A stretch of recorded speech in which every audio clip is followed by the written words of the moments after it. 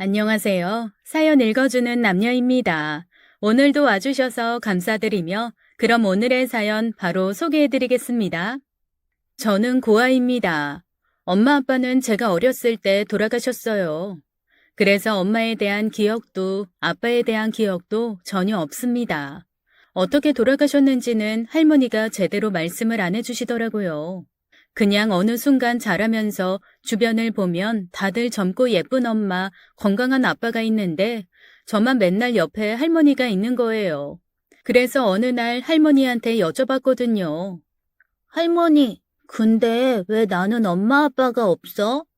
그랬더니 그때 할머니가 너무너무 슬픈 눈으로 그러시더라고요.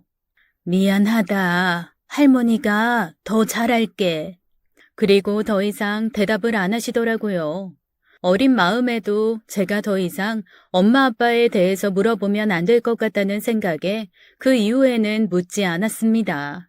다만 좀 더 커서 친척들 말을 들으면서 엄마랑 아빠 두 분 다 돌아가신 게 아니라 엄마는 저를 낳다가 돌아가신 게 맞고 그 이후에 아빠는 소식이 끊긴 것 같더라고요. 그러니 당신 아들의 생사도 모르는 할머니는 얼마나 속이 타셨겠어요.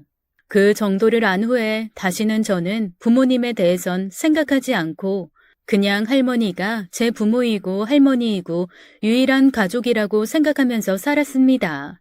당연히 넉넉하진 않았지만 할머니가 많이 사랑해 주셨고 저는 그 안에서 충분히 잘 자랄 수 있었다고 생각해요. 제 소원은 하나였습니다. 제가 정말 훌륭한 사람이 되어서 할머니를 편안하게 모실 수 있게 되거나 아니면 할머니가 돌아가시기 전에라도 정말 멋진 손주 사위를 할머니께 보여드리는 거였죠. 그래서 저는 또래보다 일찍 결혼하는 걸 꿈꿨습니다.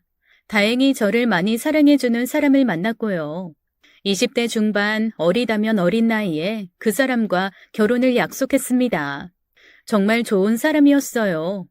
물론 결혼을 앞두고 만나는 사람이니 당연히 좋아 보이긴 하겠지만 그는 정말 괜찮은 사람이었습니다. 그리고 저랑 비슷하게 어렸을 때 어머니를 잃고 아버지 아래에서 자란 경험이 있어서 우리 둘은 생각보다 통하는 것이 꽤 많았습니다. 오빠, 우리는 정말 양쪽 집 어른들한테 잘하자. 네 집 내 집 따지지 말고 오빠 아버지가 내 아버지고 우리 할머니가 오빠 엄마고 그렇게 생각하자. 먼저 그렇게 말해줘서 고마워. 나도 똑같은 생각이야. 사실 저희끼리 이런 말을 했지만 제가 걱정되는 건 따로 있었습니다. 바로 상견례였어요. 할머니는 사돈 볼 낯도 없으시다며 상견례를 왜 당신이 가냐며 펄쩍 뛰셨지만 내심 제 상견례 자리에 혼주 입장으로 참석하고 싶으신 것 같았습니다. 아무리 편불하지만 그래도 부모가 나오는데 내가 키웠다고 해서 그 자리를 나가는 건 사돈 볼 낯도 없고 불편해하지 않으시겠니? 내가 다른 친척들한테 한번 물어볼게, 응? 속상한 마음에 예비 남편에게 울면서 속 얘기를 했는데 그걸 아버지께 말한 모양이더라고요.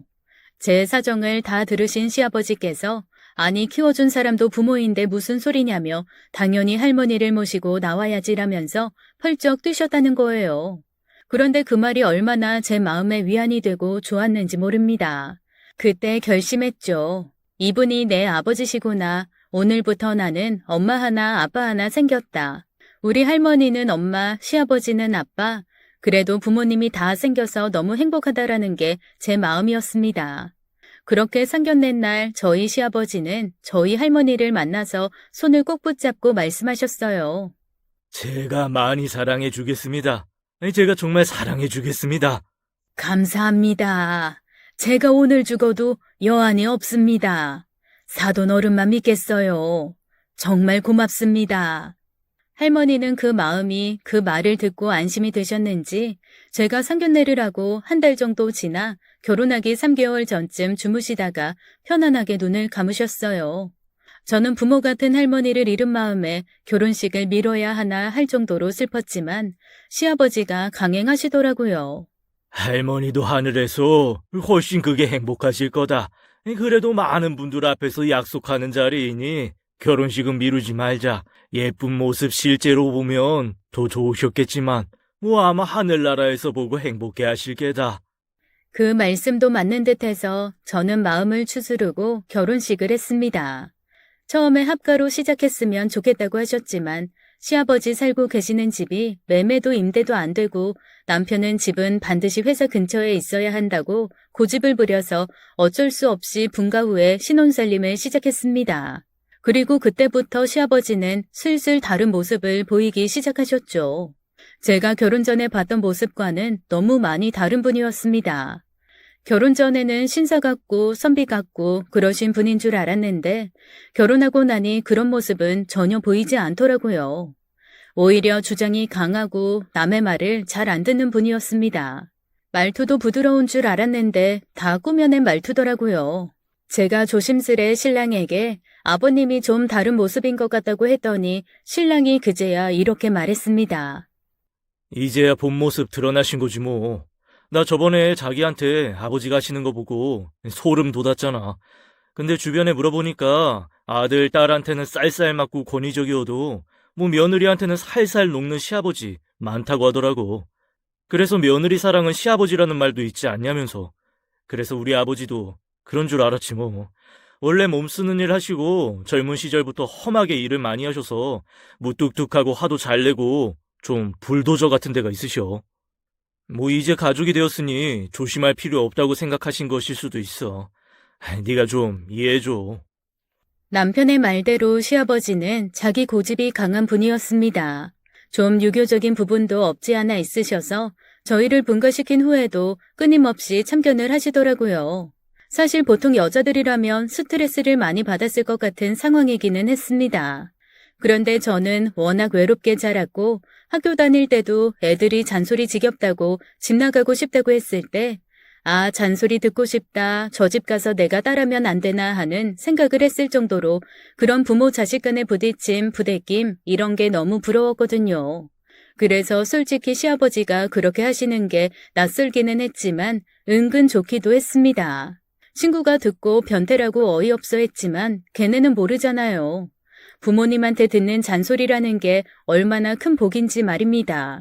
그런데 그런 저조차도 어느 날부터 시아버지가 좀 이상하다는 생각이 들기 시작했어요. 시아버지가 점점 저를 보는 눈빛이 이상하신 거예요. 뭐랄까 약간 뱀 같은 느낌이라고나 할까요? 순간순간 시아버지 눈이 번들번들하는 게 느껴졌습니다. 처음에는 뭔가 되게 화가 나신 게 있나 아니면 불만이 있으신 건가 할 말이 있으신데 할 말을 못하고 계시나라는 생각이 들었습니다. 그런데 어느 날 시아버지가 문득 저한테 너무 이상한 걸 물어보시는 거예요. 너희 아기는 잘 만들고 있냐? 세상에, 너무 민망하더라고요. 제가 20대 중반이었으니 아직 그런 부분에 대해서는 뻔뻔해지지 못했을 그런 나이잖아요. 그래서 어물쩍 넘어갔죠. 글쎄요, 그 사람도 좀 바쁘고 저도 조금 정신이 없고 그렇네요. 그런데 보통 부모님은 그렇게 대답을 하면 그래 하면서 넘어가시거나 아니면 그래도 어서 나는 손주를 보고 싶다 등등 약간 돌려 말하시잖아요. 근데 시아버지는 그게 아니었어요. 아, 그게 날짜를 맞춘다고 요즘 애들은 그러더만. 그런 거 다 필요 없다. 무조건 열심히 해야 돼. 아니, 무조건 많이 해야 된다. 네 하기 나름이야. 남자는 아무리 아프고 피곤해도 여자가 옆에서 살살 달래주면 언제든 힘이 난다. 그러니 무조건 네가 잘해야 돼. 아니, 네가 노력해. 더 노력해야 돼. 세상에, 저는 제가 무슨 사극을 찍고 있는 건가 싶은 생각마저 들었습니다. 보통 저런 말은 왕의 후사를 잇기 위해 간택된 여자한테 데뷔마마가 하는 말 아닌가요? 시아버지가 며느리한테 할 말은 아니죠. 느낌이 너무 이상했습니다. 그리고 조금 불쾌하기까지 했어요. 하지만 워낙 외아들인 아들에 대한 사랑과 정성이 지극하셨고 홀로 키우느라 힘드시기도 했을 테니 그럴 수도 있겠다라고 그냥 넘어갔습니다. 그리고 남편에게도 별말을 하지 않았어요. 더 이상했던 건 그 다음부터의 아버님 태도였습니다. 제가 원래 결혼 전에 하던 일은 옷가게 아르바이트였어요. 워낙 옷을 좋아하기도 했고 관심도 많아서 나중에 제 매장을 하나 내는 게 꿈이었거든요. 가정 형편도 좀 그렇고 해서 대학은 가지 않고 고등학교 졸업하자마자 동대문 시장 야시장에서 옷 도매하는 일을 했습니다. 당연히 낮밤이 바뀐 채로 일하는 게 몸에 배어서 그 일을 그만둔 다음에도 새벽 2시 정도에 잠드는 게 습관이 되었어요. 연애를 시작하면서부터 야시장 일은 그만두고 작은 온라인 옷가게를 하는데 대박을 쳐서 잘 되는 건 아니지만 거기서 번 돈으로 어느 정도 제 용돈벌이는 됐거든요. 그런데 온라인 몰이라는 게 제가 직접 옷을 입고 사진을 찍고 사진을 올리고 이렇게 해야 되는 거잖아요. 일주일에 2번은 시장에 가서 옷도 직접 떼오기도 하고요. 좁은 신혼집이지만 남편이 배려를 해줘서 베란다를 옷방, 촬영실 이런 걸로 쓰고 있었거든요. 아무래도 남의 손 안 빌리고 제가 다 하다 보니 다이어트도 계속 신경을 씁니다. 제가 옷이 안 맞으면 사진을 찍어서 팔 수가 없잖아요. 그래서 일주일에 1~2번은 집에서 하루 종일 옷만 갈아입으면서 사진을 찍습니다. 당연히 전날 저녁부터 굶고 촬영이 끝날 때까지도 뭘 먹지 않기 때문에 예민한 상태로 옷 촬영에만 집중하는 거죠. 이때는 핸드폰도 비행기 모드로 해놓습니다. 사진 찍을 때 전화가 오면 집중력이 떨어지기도 하고 카메라로 찍는 것보다 폰으로 찍는 게 더 익숙하기도 해서 말입니다. 그날도 그랬어요. 제가 막 옷을 갈아입으면서 집안에 작게 꾸며둔 포토존에서 막 사진을 찍고 있는데 갑자기 시아버지가 오신 거예요. 그것도 벨 눌렀다가 문을 두들겼다가 하면서 소리를 지르시는데 정말 너무너무 놀랐습니다. 부랴부랴 갈아입던 옷 정리를 하고 아버님 문을 열어드렸더니 글쎄 아버님이 버럭버럭 성을 내시는 거예요. 너 왜 전화 안 받냐? 죄송해요. 저 촬영 중이었어요. 오늘 의상 촬영하는 날이라. 그랬더니 시아버지가 저를 위아래로 무섭게 훑어보시더라고요. 그때 제가 입고 있었던 옷은 약간 짧고 하늘거리는 원피스였습니다. 잠자리 날개처럼 하늘거리는 옷이었는데 안에 속치마를 챙겨 입지 않으면 훤히 비치는 거라서 언뜻 보면 좀 야해 보일 수도 있는 그런 옷이었죠. 절 한참 보시던 시아버지가 갑자기 저한테 삿대질을 하시더라고요. 넌 결혼한 여자가 이렇게 죄다 비치는 옷 입는 게 정상이라고 생각하냐? 아버님, 요즘 이렇게 다 입어요. 그리고 이거 제가 입고 나가는 게 아니라 판매용... 술집 여자도 아니고 누가 그런 걸 입냐? 너 혹시 다른 짓 하고 다니느라 네 남편한테 소홀한 거야? 아버님, 그게 무슨 말씀이세요? 너무 황당해서 대답도 생각이 안 났습니다. 그런데 제가 오히려 대답을 안 하고 가만히 있으니 시아버지는 그 침묵이 대답이라고 생각하셨나 봐요. 살짝 미친 사람처럼 정말 너무너무너무 무섭게 화를 내시더라고요. 아니 네가 딴 생각을 한 게 맞구나. 그래서 애를 안 갖는 거야. 너 밥도 제대로 안 먹는다고 하던데 결혼한 여자가 몸 가꾸는 게 다른 이유가 있겠냐? 너 딴짓 하고 있지? 아버님, 그게 아니에요. 이거는 제 일이고 제가 일을 위해서 좀 관리하고 그러는 건 있지만 제가 결혼을 했다고 해서 일을 그만둘 생각은 없어요. 그리고 결혼 전에 이미 남편과도 얘기한 바 있고요. 상세히 설명을 드렸지만 아버님은 절대 들으실 생각이 없는 듯 했습니다. 그리고 저를 더욱 놀라게 한 행동을 하시더라고요. 두리번거리던 아버님이 한쪽에 쌓인 옷더미를 보시더니 그 옷들을 갑자기 막 벅벅 찢고 던지고 소리를 지르시더라고요. 너 이 쓰레기 같은 것들 한 번만 더 내 눈에 띄면 아주 다 불사지를 줄 알아. 쓸데없는 짓 하지 말고 애 만들어. 아이나 낳아 키우라고. 미친 사람처럼 날뛰던 시아버지는 제가 찍고 있던 상품들을 모두 찢어버린 후에야 집을 나가셨습니다. 제가 얼마나 놀랐는지 글쎄 그 찢어진 옷더미 안에서 넋을 잃고 앉아있다가 시간 가는 줄도 모르고 그 자리에서 그대로 남편을 맞이하고 말았습니다. 여보, 대체 이게 무슨 짓이야? 무슨 일이야? 이거 다 왜 이래? 옷은 다 왜 이렇게 했어? 오빠, 아버님 이상해. 아니 내가 쇼핑몰에 올릴 옷을 하나하나 입고서 찍는 중이었는데 아버님이 갑자기 들어오시더니 이런 짓 하느라고 애 낳고 키울 생각 없는 거였냐면서 막 화를 내시는 거야. 그리고는 내 앞에서 이 옷을 벅벅 찢어서 다 이렇게 던져버리셨어. 나 너무 놀라서 지금 아무것도 못하고 그냥 앉아있었어. 아버님 왜 그러셔? 남편은 제가 한 얘기를 듣고 잠시 멍하게 가만히 있었습니다. 아마 본인도 생각지도 못한 일인 것 같았어요.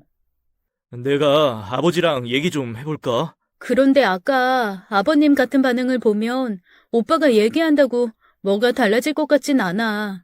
오히려 내가 고자질했다고 더 화를 내시거나 나를 더 미워하시지 않을까? 아버지가 아마 혼자서 나 키우시느라고 자손에 대한 욕심이 많이 크신가 봐.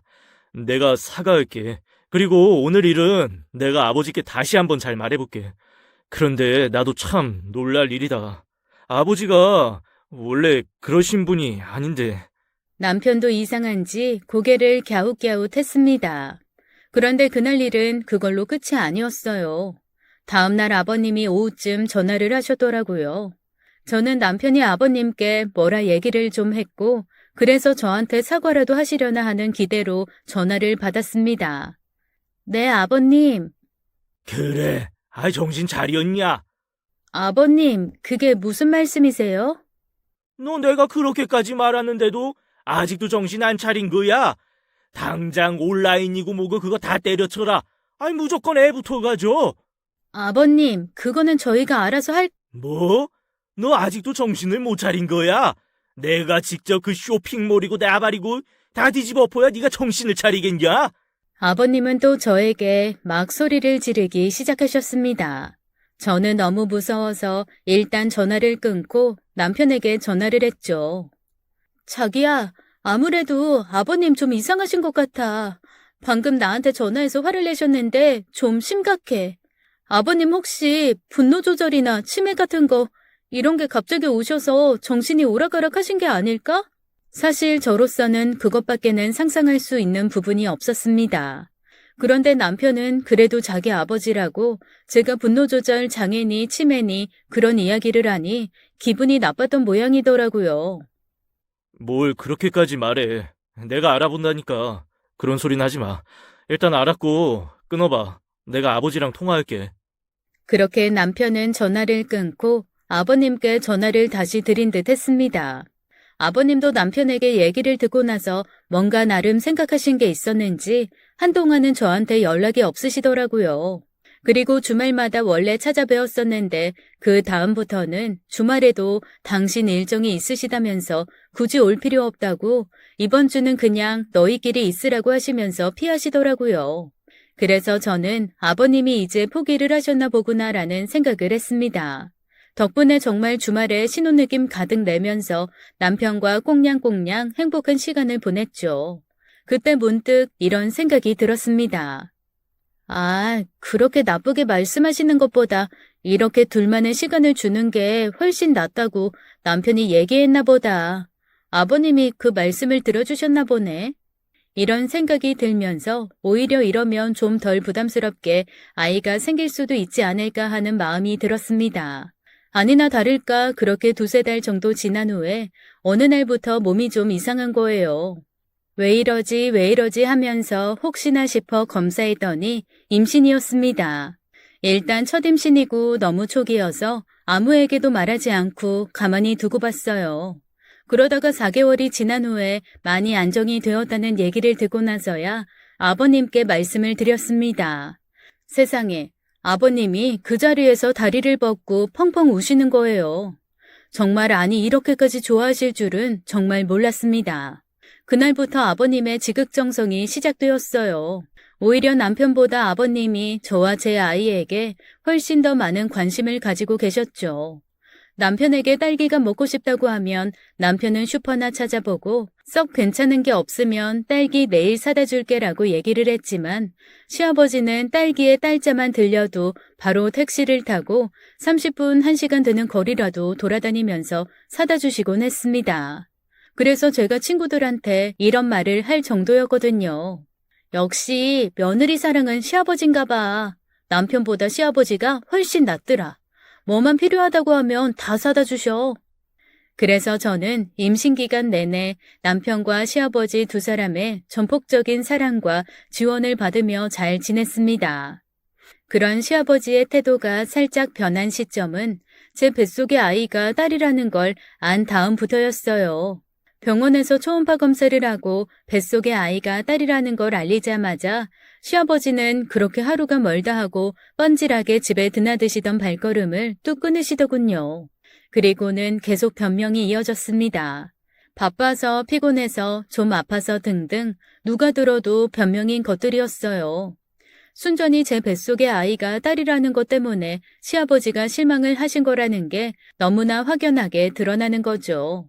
저는 그게 좀 서운해서 남편에게 아버님 그래도 너무하신다. 다 같은 손주인데 아들이고 딸이고 상관없이 예뻐해 주시면 좋겠는데 어떻게 저러시지? 나 좀 서운해. 라고 얘기를 했습니다. 그러자 남편은 아버지가 워낙 아들을 많이 원하셨잖아. 그리고 자손에 대해서 이런저런 욕심이 많으시고 너무 아들을 원하셔서 그럴 거야. 우리가 좀만 이해해드리자. 그래도 요즘에는 손녀딸들을 훨씬 예뻐하신대. 손녀딸들이 훨씬 애교가 많고 그러니까 아마 일단 태어나면 아버지 태도도 달라지실 거야. 저는 남편의 말을 믿기로 했습니다. 하긴 안 믿어도 어쩌겠어요. 제 뱃속에 이미 딸이 있는데요. 그리고 저는 사실 내심 아들보다는 딸이 더 기다려졌거든요. 제 주변에 보니까 아들 있는 친구들은 일단 힘 있는 아들의 파워를 견디지 못해서 이리저리 휘둘려 지치는데 딸 있는 친구들은 친구처럼 지내면서 같이 커플룩도 입고 다니더라고요. 저는 그게 너무 부럽고 좋아 보였습니다. 아마 제가 외롭게 자라서 친구처럼 지낼 딸을 더 원했던 걸 수도 있어요. 그렇게 첫째 딸이 태어났습니다. 하지만 일단 태어나서 실제로 얼굴 보고 할아버지 소리도 하고 나면 예뻐해 줄 거라고 생각했던 제 예상은 완전히 빗나갔습니다. 남편도 당황할 정도로 시아버지는 저희 첫째 아이에게 냉랭하셨어요. 보통 이렇게 태어나면 할아버지나 할머니가 이름 같은 거 지어주고 싶어 하시잖아요. 그런데 아이가 태어났는데도 아버님은 전화로 딱 2마디 하시더라고요. 애썼다. 건강하지? 네, 아버님. 그런데 혹시 아기 이름 한번 생각해 주실 수 있어요? 그거야 부모가 알아서 정하는 거지. 내가 무슨 힘이 있냐? 그냥 너희 정하고 싶은 대로 정해라. 뭐 듣기 좋은 이름 잘 불러주면 되는 거지 뭐. 난 상관 안 할란다. 세상에 다른 친구들은 시아버지가 절에 가서 이름 받아오고 점쟁이한테 받아오고 장명소에서 정말 촌스럽고 이상한 이름 받아와서 그 안에서 고르는 것도 힘들다면서 투덜거리는데 저는 오히려 저희 마음대로 지으라고 그러는 게 너무 서운하더라고요. 그만큼 아이한테 관심이 없다는 얘기인 거잖아요. 하지만 시아버지한테 이런 거 서운하고 저런 거 서운하고 그런 말을 할 기운도 없었고 힘도 없었습니다. 그리고 일단 제 눈에는 제 딸이 세상에서 제일 예뻐 보였으니까요. 이렇게 예쁜 아이를 왜 안 좋아하실까라는 의문도 잠시 제가 아이에게 푹 빠져서 그 어떤 생각도 할 수 없었죠. 남편과 함께 논의를 해서 아이의 이름을 예쁘게 지어주고 아버님께 알려드렸지만 아버님은 시큰둥하셨습니다. 아이를 데리고 아버님한테 놀러가도 아버님은 아이를 한번 힐끗 볼 뿐 한 번도 안아주시지도 않으셨어요. 그리고는 저한테 글쎄 이러시는 거 있죠? 너 둘째는 언제 가질 거냐? 둘째요? 아직 첫째 돌도 안 됐어요, 아버님. 뭔 벌써 둘째예요. 아버지 왜 그러세요 자꾸. 이 사람 몸도 좀 추스려야 되고 그 다음에 둘째를 생각해야죠. 연년생이면 키우기도 벅차고 애들끼리 싸우니까 뭐 약간 터울도 좀 있고 하는 게 좋지 않겠어요? 아직 이 사람도 젊고 그런데 왜 자꾸 둘째 타령을 하세요? 하루라도 젊었을 때 낳아야지. 아이 늙어서 낳으면 애도 힘이 없어. 엄마가 젊었을 때 낳아야지 젊었을 때. 그리고 터울이 없으면 뭐 어떠냐. 그냥 다 그래도 누나인데 자기 남동생 잘 챙기면서 지내려면 아이 얼른 낳아주는 게 좋지.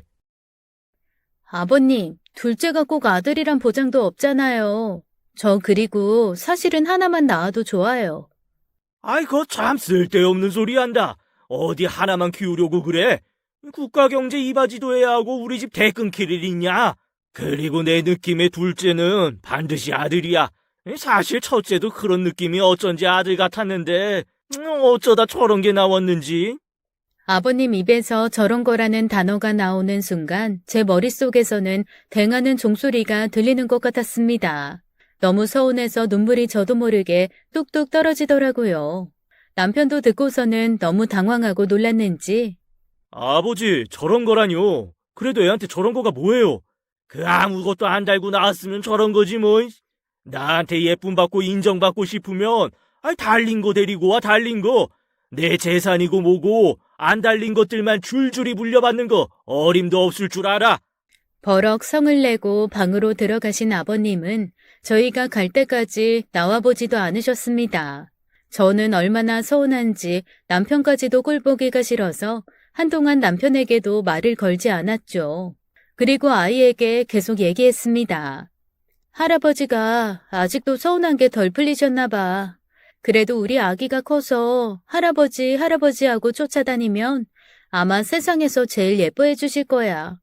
우리 아기는 착하고 친절하고 예쁜 친구니까 모두가 우리 아기 사랑해 줄 거야. 아버님에 대한 서운함을 저는 아이에게 덕담과 칭찬을 해주는 것으로 스스로 위로할 수밖에 없었습니다. 그렇게 2년이 지났고 아버님은 정말 2년 동안 저희 아이에게 눈길 한 번을 안 주셨어요. 아이가 말이 트여서 할아버지, 하부지, 하부지 하는 말을 해도 그래나 응 같은 단답형 대답이 끝이셨죠. 동네 할머니, 할아버지도 지나가다가 아이가 방긋 웃어주면 예쁘다 곱다 하면서 만면에 웃음을 띠고 귀여워해 주시는데 어쩜 아들이 아니라고 이렇게까지 모른 척을 하시는지 저도 남편도 어느샌가 아버지를 포기하기 시작했습니다. 아니 어떻게 이렇게 남보다도 못해? 아유, 나도 진짜 모르겠다. 저 완고한 노인네. 진짜 왜 저러지? 아니 애가 지금도 할아버지 앞에만 서면 눈치를 보는데 더 커서 할아버지가 자기 미워한다는 거 알면 어떡해. 미워하시는 건 아니잖아. 저게 어떻게 안 미워하는 거야. 나 애가 사랑받아도 모자랄 판에 자기가 아들이 아니라서 미움받는다는 거 알까봐 너무 싫어. 속상하고. 내가 미안하다, 진짜. 남편도 한숨만 푹푹 쉬더라고요. 그런 걱정과 불편함을 알고 살다가 아이가 3살이 막 될 무렵 저는 둘째를 가졌습니다. 아이고, 장하다, 아이고, 장해. 내가 지난 3년간 정말 하루도 빠짐없이 너한테 아이가 들어서길 기도했다. 아유, 이 첫째가 둘째 오는 길을 막고 있나 하는 생각이 들 정도로 내가 너무 기다렸다. 너무 기다렸어. 장하다, 내 며느리. 장하다, 내 며느리. 세상에, 저는 아버님의 말씀을 듣고 너무 기가 막혔습니다. 첫째가 둘째 오는 길을 막고 있다는 건 무슨 소리며 3년 내내 하루도 빠지지 않고 둘째를 기다리셨다는데 그렇다면 그 3년 동안 눈앞에 있는 첫째 아이는 쳐다보지도 않으셨으면서 태어나지도 않고 생기지도 않은 둘째 아이는 그렇게 간절히 바라셨다는 거잖아요. 저는 그게 너무 소름 끼치도록 무서웠습니다.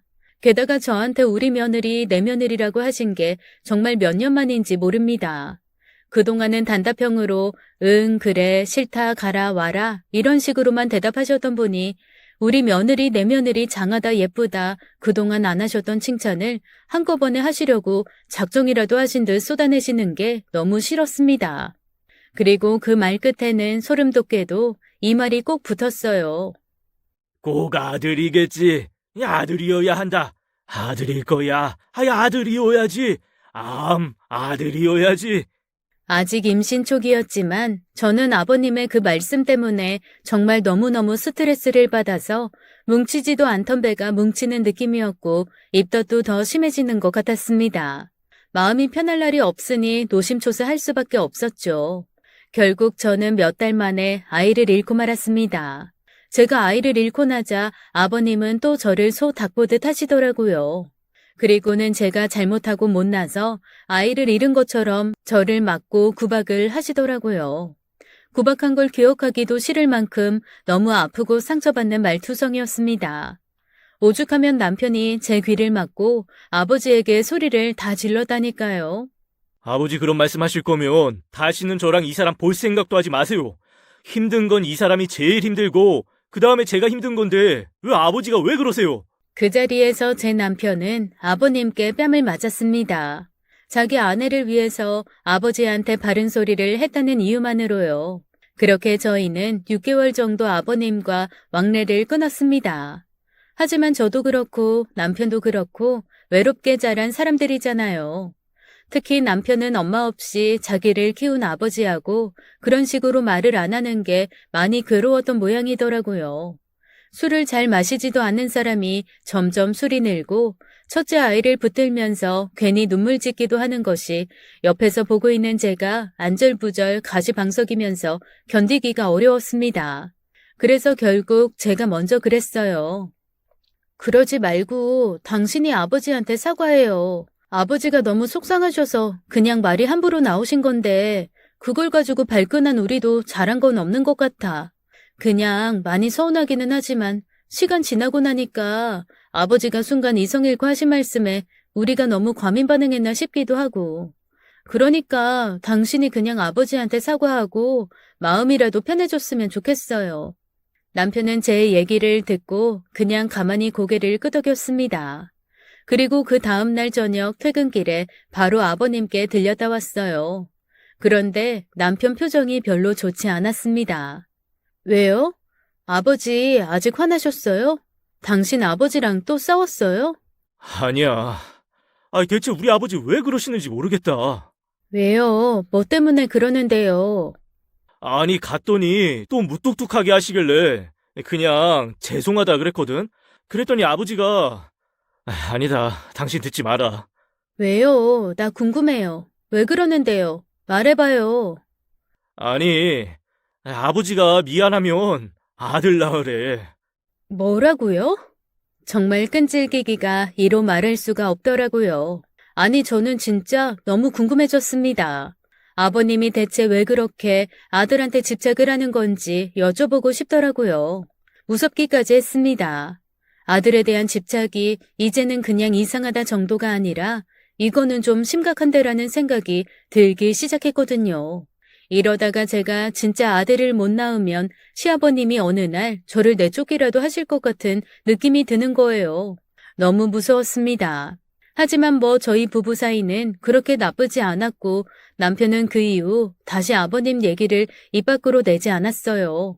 그로부터 한 6개월 정도 지났나 또 뭔가 몸의 느낌이 이상했습니다. 검사했더니 임신이었어요. 직전에 아이를 잃은 적이 있어서 저는 혼자 조심하기로 했습니다. 그래서 한동안 아무에게도 임신 사실을 알리지 않았어요.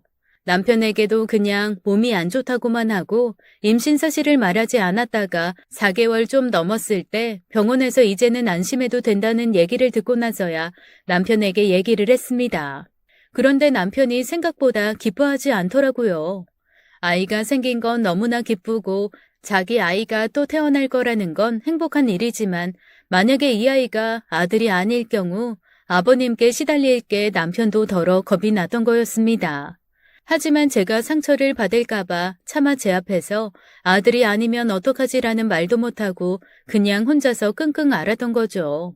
왜냐면 병원에서 둘째도 딸이라는 얘기를 듣는 순간 남편의 얼굴이 하얗게 질렸거든요. 그리고 저도 머리가 지끈지끈 아프더라고요. 아직 아버님께 임신 사실조차 말하지 않았지만 둘째를 몰래 낳아서 키울 수는 없잖아요.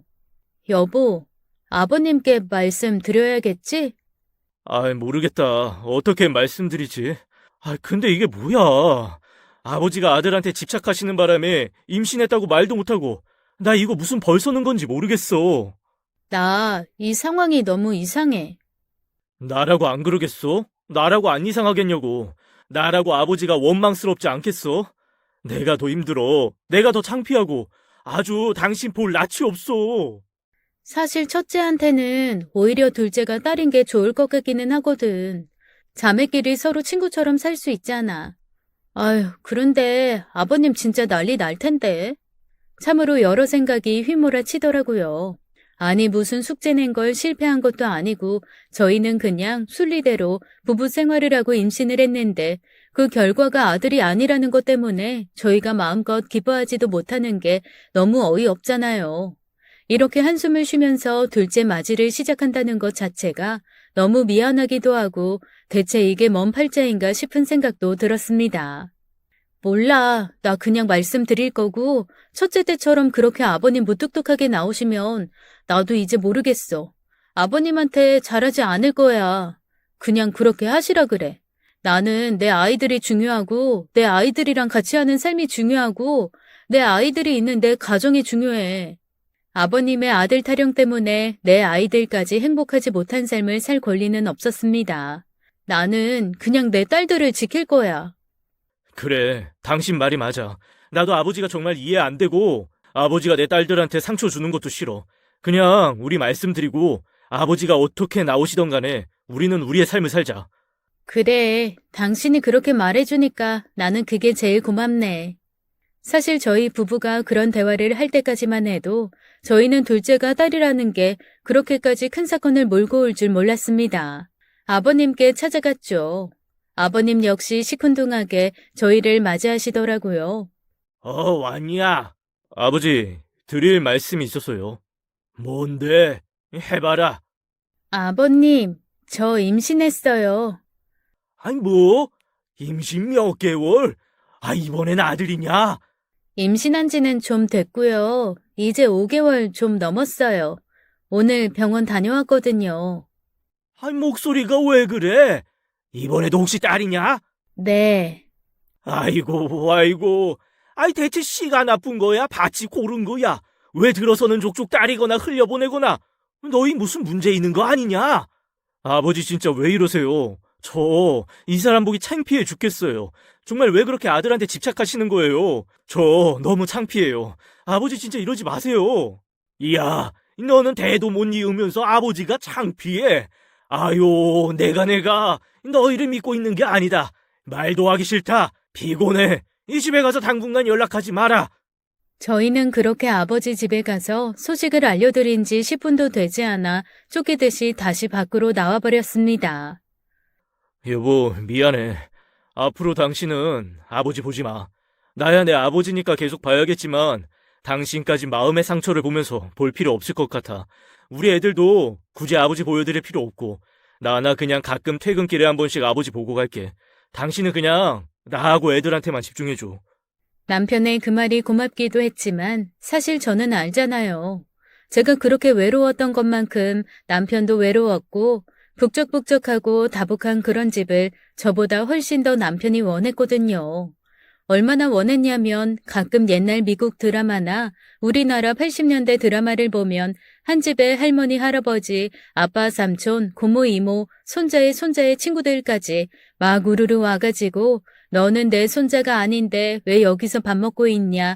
옆집 아이예요. 이런 대화해가며 정말 10명, 20명의 식탁에서 시끌벅적하게 밥 먹고 이러는 장면들이 있잖아요. 그런 거 제 친구들만 봐도 소름 끼치고 징그럽다고 그러거든요. 생각만 해도 끔찍하다고. 그런데 저희 부부 소원은 딱 그거입니다. 쓸쓸했던 게 사무쳤기 때문에 그렇게 복잡복잡 막 이 사람 저 사람 다 우르르 모여서 어우렁더우렁 이런 거 정말 좋아하거든요. 너무 하고 싶고요. 그래서 아이가 아들이건 딸이건 저희가 낳을 수 있을 만큼 낳아서 아버님도 모시고 놀러도 다니고 같이 밥도 먹고 아이들이 할아버지랑 뒹굴고 노는 거 너무 기대했습니다. 그런데 그런 삶을 아버님이 허락 안 해주시는 거잖아요. 저도 상처지만 남편의 상처가 정말로 많이 컸죠. 그럼에도 불구하고 제가 슬퍼할 거 생각해서 그렇게 말해주니까 고맙기는 한데 그 마음이 어느 정도 이해가 돼서 너무 가슴이 아프더라고요. 그래서 며칠을 고민하다가 남편 몰래 아버님을 찾아갔습니다. 제가 정말 진심을 다해서 말씀드리면 아버님도 조금 달라지시지 않을까 싶은 기대를 가지고 말이에요. 그런데 집에도 안 계시고 전화도 안 받으시더라고요. 이웃분께 여쭤봤더니 안 보이신 지 며칠 되셨다고 해서 겁이 났습니다. 그래서 남편에게 어쩔 수 없이 전화를 했어요. 여보, 사실 내가 아버님 뵈러 왔는데 전화도 문자도 안 받으시고 이웃분들도 못 본 지 좀 되셨다고 하네. 그래? 나 오늘 아침에 별일 없으시냐고 문자했더니 대답이 오긴 했는데. 아, 그래? 걱정하던 마음은 금세 서운함으로 바뀌었습니다. 아들 못 낳는 며느리라 연락도 안 받으시는 건가 싶어서 마음에 슬픔이 차오르더라고요. 그래서 그날은 집으로 다시 돌아왔죠. 그런데 2주 정도 지났나 남편이 정말 걱정스러운 얼굴로 저한테 그러더라고요. 혹시 최근에 아버지랑 통화나 문자나 그런 거 해본 적 있어? 내 연락 안 받으시던데. 왜? 무슨 일이야? 아니, 아버지가 연락이 안 돼. 집에 가봤는데 아무도 없고. 하지만 연락이 안 된다는 것만으로는 할 수 있는 게 없더라고요. 남편은 집에 문을 뜯고 들어가 봐야 하나 어쩌나 고민을 시작했습니다. 아버지다. 여행 가셨다고 연락하지 말라는데? 사람 이렇게 걱정하게 해놓고 참 별일이다 싶었지만 그래도 연락이 안 되는 건 아니니 그냥 그날은 그렇게 넘어갔습니다. 그런데 이상한 일은 며칠 뒤에 벌어졌어요. 갑자기 아버님이 저한테 문자를 하셨거든요. 너 혈액형이 뭐냐? 아니 이게 무슨 뚱딴지랍니까? 정말 오랜만에 온 첫 연락이 제 혈액형 묻는 연락이라뇨. 전화를 했는데 전화는 안 받으시더라고요. 그래서 문자를 드렸죠. 아버님, 저 AB형이요. 답이 왔습니다. 플러스 마이너스 없냐? 네, 그냥 평범한 AB형이에요. 그걸로 아버님과의 문자는 끝이었습니다. 여보, 아버님한테 문자가 왔는데 내 혈액형을 물어보시네? 혹시 무슨 무당 같은 거 찾아가신 건가? 무당, 우리 아버지 그런 거 제일 싫어하는데. 그런 거 쓸데없이 돈 뜯어내는 거라고 우리 아버지 완전 싫어하잖아. 그런데 만약 무당이라고 해도 무슨 무당이 혈액형을 물어봐. 무당은 생년월일 같은 거 물어보는 거 아니야? 그렇지? 무당은 생년월일, 태어난 시 이런 거 물어보지? 혈액형을 물어보는 무당은 들어본 적도 없는데. 남편은 혼란스러워 보였습니다. 하지만 남편보다 더 혼란스러운 건 저였어요. 왜냐하면 다른 것도 아니고 뜬금없이 혈액형을 물어보셨으니까요. 아, 진짜 대체 이게 무슨 일인지 모르겠네. 아우, 머리야. 뭔가 단초라도 있어야 추리라는 걸 해보기도 하고 근거라도 있어야 상상이라도 해볼 텐데 전혀 아무것도 할 수 없는 상황이었습니다. 아버님의 행적도 아버님이 왜 뜬금없이 저에게 혈액형을 물어보셨는지도 저는 조금도 상상을 할 수가 없었죠. 그렇게 또 몇 주가 지났습니다. 아버님은 저희 문자를 확인하시는 게 분명했는데도 답장은 안 하시더라고요. 저한테도 혈액형 물어본 이후로는 한 번도 무언가를 묻지 않으셨습니다. 여보, 우리 이제 실종신고라도 해서 아버님 찾아야 되는 거 아니야? 아니야. 아버지한테 연락 왔었어. 당분간 연락하지 말래. 뭐 산 같은 데서 좀 쉬고 계신다고 우리한테 신경 쓰지 말라고 그러시더라고. 나는 뭐 무소식이 희소식이라고. 그냥 소식 없으신 거 어디선가 그냥 마음 추스리고 살고 계신다 생각할래. 당신도 그렇게 생각해줬으면 좋겠어. 알았어. 대체 이게 무슨 난리인지 모르겠네. 아들이 뭐라고 진짜. 딸도 저렇게 예쁜데. 몰라, 진짜. 나도 창피해. 그렇게 남편과 저는 아버님께 연락을 하지 않게 되었습니다. 그리고 몇 달 뒤 둘째 딸도 태어났죠. 세상에, 첫째는 신기해서 예뻤는데 둘째는 그냥 마냥 귀엽더라고요. 둘째가 살짝 갓난쟁이의 애교를 부릴 때마다 저는 사실 한 번씩 아버님 생각을 했습니다. 아버님도 보셨으면 진짜 예뻐했을 텐데 문자 한번 드려볼까 하고 말이죠. 쓸데없는 짓이라고 남편이 말릴 것 같기는 했지만 아이의 사진을 찍어서 아버님께 문자로 보냈습니다. 그런데 그 문자를 보고도 답이 없으시더라고요. 그때서야 제 마음에 진짜 서운함이 휘몰아쳤습니다. 서운함을 지난 미움이라고 해야 맞겠네요. 그리고 그날 이후 저는 아버님을 잊기 위해 노력했어요. 둘째는 무럭무럭 컸고 첫째는 셈도 없이 둘째와 사이좋게 잘 지냈죠. 더할 나위 없이 행복한 시간이었습니다. 그날도 남편은 옆에서 제 머리를 쓰다듬으며 둘째 자는 얼굴을 내려다보고 있고 첫째는 한쪽에서 혼자 블록놀이를 하던 평화로운 일요일 점심이었어요. 둘째의 세 번째 생일이 몇 달 남지 않아서 저는 생일 파티를 어떻게 해줄까 고민 중이었고요. 갑자기 남편의 전화가 울리더라고요. 아버지 전화인데? 아버님이시라고? 잠깐, 어디 아프신 거 아니야? 여보, 빨리 받아봐. 네, 거의 3년 만에 아버님이 먼저 연락을 하신 겁니다. 아버지, 어디세요? 나 이제 집으로 간다. 그런데 너희 나중 보자. 당연히 봐야죠, 아버지. 이제 화 좀 푸신 거예요? 뭐 화를 풀었다고도 알 수 있고, 어쨌건 너희한테 내가 아주 좋고 귀한 거 가져갈 거니까 딱 기다리고 있어. 전화를 끊은 남편은 당황한 얼굴 반, 기쁜 얼굴 반으로 제게 말했습니다. 아버지가 귀한 거 가져오신다는데, 뭐지? 산에 가셨었잖아. 혹시 산삼 같은 거 캐셨나? 아니, 모르지. 여튼 지금 오신다는데. 일단 애들 좀 씻겨야겠다. 애들 뭐 입히지? 저는 잘 놀고 잘 자는 애들을 부지런히 씻기고 옷을 갈아입혔습니다. 그리고 아이에게 할아버지가 오실 거니까 할아버지 만나면 인사 잘해야 한다. 할아버지 사랑해요. 소리 예쁘게 잘해보자며 아이에게 나름 사전교육도 시켰습니다. 얼마나 바빴는지 두피에 땀이 송글송글 맺힐 때쯤 아버님이 도착하셨어요. 띵동 벨소리와 함께 문이 열렸습니다. 그리고 저는 그 순간 제 두 눈을 의심했어요. 아버님 팔에는 갓난아이가 안겨 있었습니다. 아버님은 비장한 얼굴로 들어와서 저희에게 아기를 넘기시며 이렇게 말씀하셨어요. 내가 너희한테 기대할 수 없어서 내가 직접 아들 데려왔다. 어디서 근본도 모르는 핏줄 데려다 대들이게 할 수 없어서 내가 만들어서 데리고 왔다. 애 엄마는 오늘부터 너야. 얘는 네 아들이다.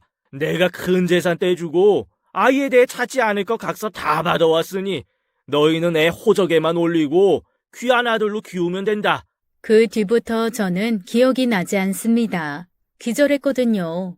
정신을 차렸을 때는 병실이었어요. 팔에 오만 주사가 다 꽂혀 있더라고요. 한동안은 눈을 뗀 채 멍하게 누워 생각을 했습니다. 이게 대체 무슨 일인가? 내가 꿈을 꿨었나? 혹시 모든 게 꿈인가 싶었죠. 그런데 병실 안으로 들어오는 남편의 얼굴을 보니 꿈은 아니더라고요. 남편의 얼굴이 10년은 늙어 보였거든요. 여보, 내가 잘못 들은 거지? 내가 들은 거 꿈인 거지? 사실 아닌 거지?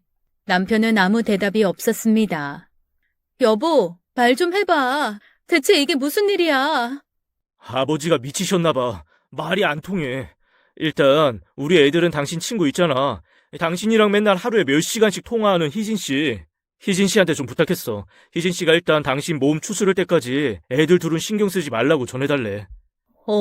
희진이라면 내가 믿을 수 있기는 한데. 아니, 얘기 좀 해봐. 아버님이 아들을 낳으셨다는 게 대체 무슨 말이야? 한숨을 푹 쉬며 남편은 설명을 시작했습니다. 아들에 대한 집착을 놓을 수 없었던 아버님이 제 뱃속에 아이가 둘째라는 걸 듣는 순간 우리 집 대를 이으려면 어쩔 수 없다. 아들이 하나 필요한데 그게 내 아들의 핏줄이 되건 내 핏줄이 되건 어차피 우리 집안 피가 섞여 있는 아들이면 되니까 내가 어디서든 나와서 저 아이들이 양지로 키우게 해야겠다라는 생각을 하신 겁니다. 그래서 저한테 혈액형을 물어보셨던 거더라고요.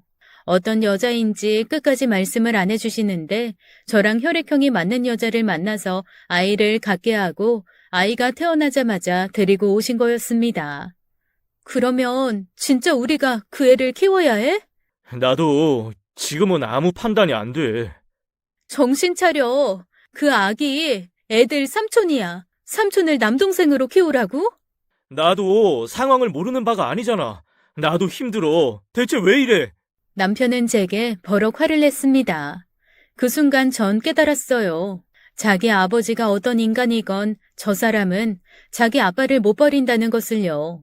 그리고 남편이 그토록 간절하게 원했던 가족의 모습에 대한 애착이나 아버님이 아들에 대해 가지고 있던 집착, 둘 다 결은 다르지만 뿌리는 같은 것이라는 걸 말입니다. 그걸 깨닫는 순간 소름이 돋았어요. 결국 언젠가는 남편도 아버님과 비슷한 집착을 보일 것이 충분히 그려졌거든요. 씩씩거리며 남편이 병실 밖으로 나간 후 저는 친구 희진이에게 전화를 걸었습니다. 남편이 애들 데리고 가겠다고 와도 절대 내주지 마, 응? 너 무슨 일 단단히 났구나. 어차피 내일 다 같이 캠핑 가려고 했어. 하루 먼저 떠나지 뭐. 정리되면 연락해. 제 마음을 누구보다 잘 아는 친구는 더 물어보지도 않고 제게 도움을 주겠다고 했습니다. 그리고 저는 혼자 결심을 했어요. 만약 남편이 아버지의 손을 완전히 놓는다면 아이들과 함께 완전히 다른 곳으로 가서 우리 식구 4명 행복하게 살겠지만 그렇지 않고 아버님의 편에 선다면 아무리 사랑하고 아이들의 아빠더라도 남편을 떠나기로요. 그게 제 아이들을 위한 최선의 선택이라고 믿습니다. 핏줄에 집착하는 아버님께 아들 둘 남겨놓고 떠나드리는 게 제 마지막 인사겠죠. 그런 생각을 정리하고 있는데 남편이 병실로 들어왔어요. 담담해진 저와 달리 남편의 표정은 뭔가 몹시 복잡해 보였습니다. 왜? 여보, 우리 항상 북적거리는 가족 원했었잖아. 그냥 아버지 말씀대로. 당신도 미쳤구나. 당신 힘든 건 내가 살면서 평생을 보상하면서 살게. 근데 아직 애들 어리니까 지금부터 같이 키우면. 나가. 여보. 이 미친 자식아 나가라고. 제가 꽥 하고 소리를 지르자 남편은 깜짝 놀라며 일어났습니다. 한 번도 큰 소리는커녕 신경질도 낸 걸 본 적이 없었으니 많이 놀라기도 했겠죠. 지금 무슨 말을 하고 있는 건지 곰곰이 다시 생각해. 그렇게 저는 남편을 병실 밖으로 내보낸 후 제 마음을 다스리기 시작했습니다. 다복한 가정을 이루겠다는 평생의 꿈은 이제 더 이상 실현되기 어려울지도 모릅니다. 하지만 제게는 2딸이 있어요. 100명의 아들이 온다고 해도 저는 제 딸의 자른 발톱 조각 하나와도 바꿀 생각이 없거든요. 핏줄에 집착하는 아버지, 그런 아버지를 놓지 못하는 그 핏줄을 이어받은 남편, 그리고 마음이 아프지만 멋모르고 어른들의 욕심으로 세상에 나오게 된 아무것도 모르는 어린아이까지. 셋이 알아서 살라고 하는 게 지금으로서는 제가 할 수 있는 가장 좋은 선택일 듯 합니다. 남자 셋이서 알아서 살겠죠. 핏줄이 밥 먹여줄 테니 말입니다. 저는 다 놓고 그냥 제가 사랑하는 딸들이랑 살 겁니다. 앞으로 정말 많은 게 힘들겠지만 저는 이겨낼 거예요. 2딸이 있으니까요. 제가 못할 것이 뭐 있겠어요. 아빠도 할아버지도 없이 자라겠지만 절대 저처럼 외롭게 키우지는 않으려고요. 응원해 주시겠어요? 지금까지 사연 읽어주는 남녀였습니다. 끝까지 함께 해주신 여러분 감사드리며 저희는 다음 사연으로 돌아올게요. 감사합니다.